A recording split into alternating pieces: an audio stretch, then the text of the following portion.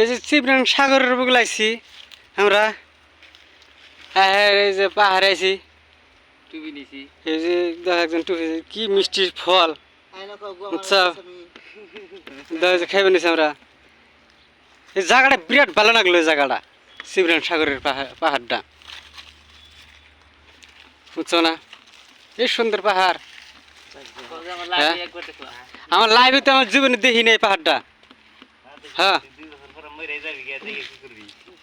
তার মধ্যে আইলাম বহুত টাকা গেল, মনে কম 50-60 হাজার টাকা খরচ হয়ে গেছে এই পাহাড়াইতে। এতটি মানুষ বাস গাড়ি একটা বাড়ি নিয়েছি, পাহাড়টা দেখবেন গিয়েছিলাম, খাওয়া দেখি কথা। এই যে শিবরাং সাগরের পাহাড়ের এই যে ফল ফলান্তি ওই যে এখানে করতেছে এই মিষ্টি বলে।